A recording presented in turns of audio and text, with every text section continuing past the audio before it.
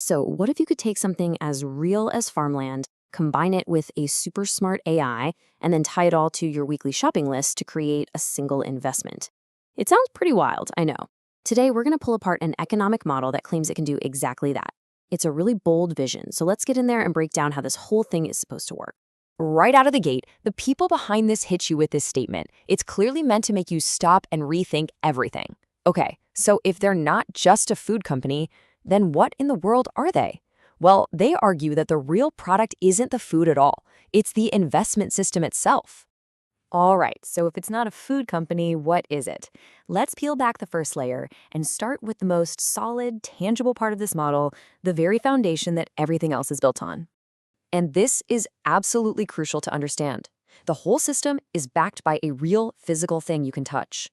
In an age of digital everything, where value can seem pretty abstract, the argument here is that good old-fashioned productive farmland, a resource that we're not making any more of, provides the core security for the entire operation. Now, here's where it gets really interesting. The model tries to weave together four different things that create value. First, you've got land appreciation. That's just the land becoming more valuable over time. Then there's the predictable production you get from that land. After that, you bring in AI optimization to make everything run as efficiently as possible. And finally, the consumer demand engine, and we'll get to that one in a bit, which is the fuel for the whole system. Most businesses might focus on one, maybe two of these. The big claim here is that this model integrates all four. Okay, let's move on to the next layer and see how this all connects. This is where the technology comes into play, acting like the central nervous system for the whole operation. I think this analogy from their own material is a great way to picture it. The AI isn't just some background program crunching numbers. It's designed to be the brain, the master gardener of the entire operation. We're talking managing the whole supply chain, from the nutrients in the soil all the way to the final sale, with one single goal: maximum efficiency. And this is the business concept that makes it all possible. It's called vertical integration.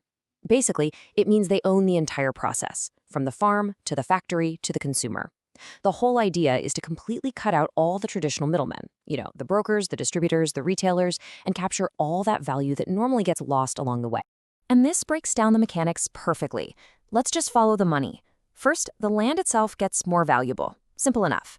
Second, that land produces actual goods. Third, the AI jumps in, gets rid of waste and inefficiencies, and makes the profit margins bigger. And finally, all those savings and extra profits, the surplus, flow right back to the investors. It's about owning the entire value stack from top to bottom. But a system like this needs fuel to run. So where does the money, and maybe more importantly, where does the demand come from? And that brings us to the third layer, the consumer. Now, before we see how consumers fit into this puzzle, we need to quickly understand this term, asset-backed tokens. The key idea is pretty simple, actually. Each one of these digital tokens represents a tiny little slice of ownership in something real and tangible. In this specific case, it's a piece of that productive farmland we talked about at the beginning. Okay, let's dive into this flywheel diagram, because this is really the heart of the growth engine.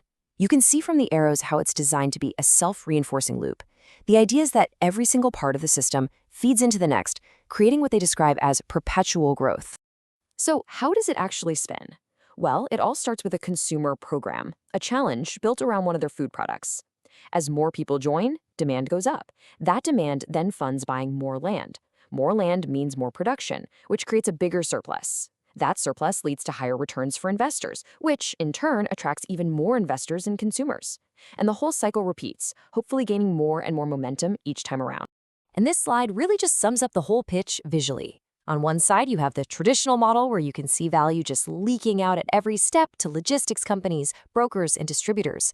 On the other side, you have their model, which claims to pull all of that inside, keeping every last drop of value within their own closed-loop system. So we've got the land, the AI, and this consumer-powered flywheel. But you might be sitting there asking, why? Why build something so complicated? Well, it turns out this whole economic engine, it's not the final goal. It's actually just one piece of a much, much larger philosophical and societal vision.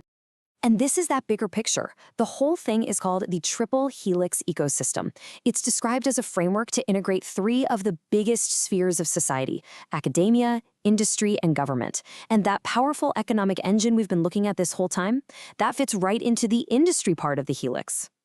And this is the main takeaway here. The investment infrastructure we've been exploring isn't meant to just exist on its own. It's presented as the financial engine that's supposed to power this whole ecosystem of other projects, all of which are aimed at creating some kind of systemic, social, and ethical change. And the scope of these other projects is, well, it's vast. You've got everything from an ethical movement and plans for futuristic communities, all the way to exploring a resource-based economy, and even a spiritually focused initiative. The economic engine we've been talking about is supposed to be the financial foundation for all of it. After looking at that huge, sprawling vision, this quote really brings it all back home. It's basically the elevator pitch for the economic model we just walked through, tying everything together: the land, the AI, and that unique consumer-to-investor flywheel. So ultimately, what we've looked at today is a blueprint for a highly ambitious, totally self-contained system. It's an economic engine designed to power a massive ecosystem of social and tech projects. And it really just leaves us with a big question, doesn't it? Is this a revolutionary new model for an integrated economy? Or is it a vision so huge and so interconnected that its own complexity becomes its greatest challenge?